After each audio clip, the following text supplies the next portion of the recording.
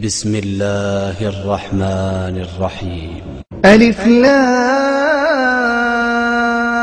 را، تلك آيات الكتاب وقرآن مبين. ربما يود الذين كفروا لو كانوا مسلمين، ذرهم يأكلوا ويتمتعوا ويلههم الأمل، فسوف يعلمون.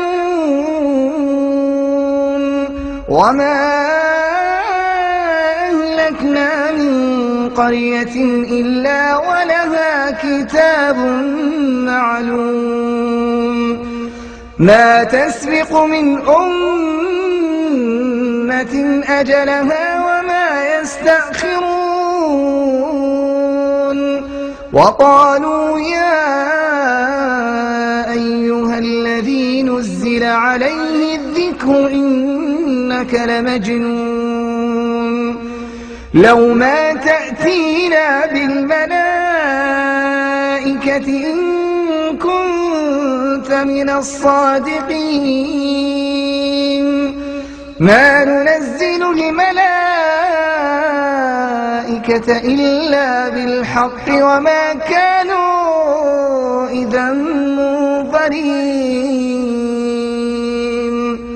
إنا نحن نزلنا الذكر وإنا له لحافظون.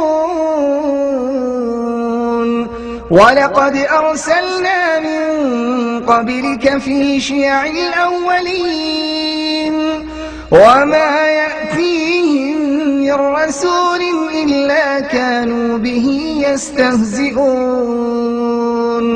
كذلك نسلكه في قلوب المجرمين، لا يؤمنون به وقد خلت سنة الأولين. ولو فتحنا عليهم بابا من السماء فظلوا فيه يعرجون لقالوا إنما سكرت أبصارنا بل نحن قوم مسحورون. ولقد جعلنا في السماء بروجا وزيناها للناظرين، وحفظناها من كل شيطان رجيم، إلا من استرق السمع فأتبعه شهاب مبين. والأرض مددناها وألقينا فيها رواسي وأنبتنا فيها من كل شيء موزون. وجعلنا لكم فيها معايش ومن لستم له برازقين. وإن من شيء إلا عندنا خزائنه وما ننزله إلا بقدر معلوم. وأرسلنا الرياح لواقح فأنزلنا من السماء ماء فأسقيناكموه وما أنتم له بخازنين. وإنا لنحن نحيي ونميت ونحن الوارثون. ولقد علمنا المستقدمين منكم ولقد علمنا المستأخرين. وإن ربك هو يحشرهم إنه حكيم عليم. ولقد خلقنا الإنسان من صلصال من حمأ مسنون والجان خلقناه من قبل من نار السموم وإذ قال ربك للملائكة إني خالق بشرا من صلصال من حمأ مسنون فإذا سويته ونفخت فيه من روحي فقعوا له ساجدين فسجد الملائكة كلهم أجمعون إلا إبليس أبى أن يكون مع الساجدين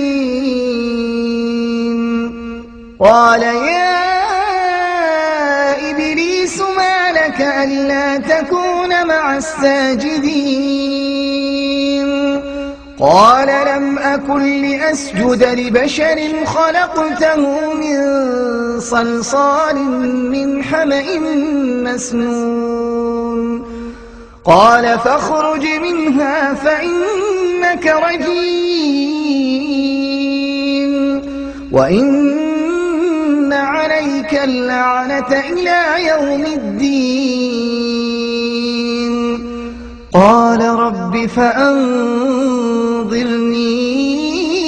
إلى يوم يبعثون قال فإنك من المنظرين إلى يوم الوقت المعلوم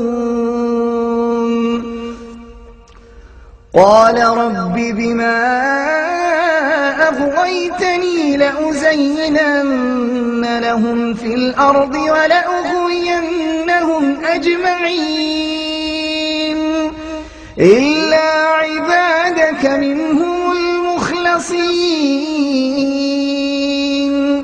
قال هذا صراط علي مستقيم إن عبادي ليس لك عليهم سلطان إلا من اتبعك من الغاوين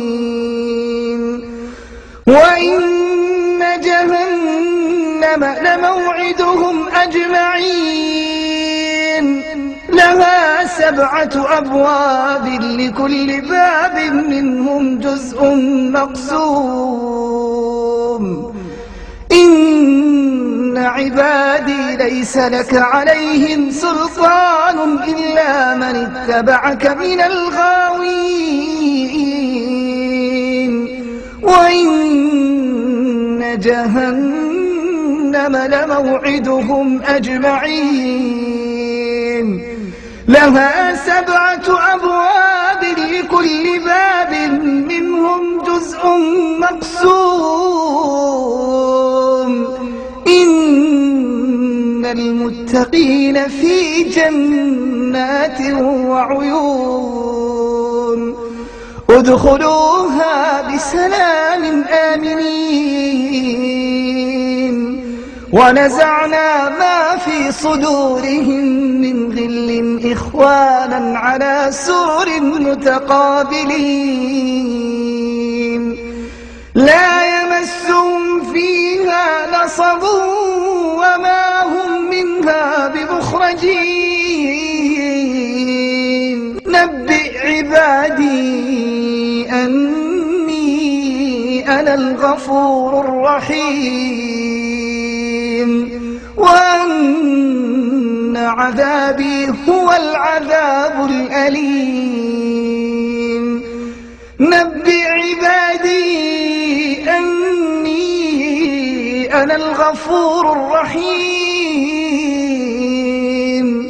وأن عذابي هو العذاب الأليم ونبئهم عن ضيف إبراهيم إذ دخلوا عليه فقالوا سلاما قال إنا منكم وجلون قالوا لا توجل إنا نبشرك بغلام عليم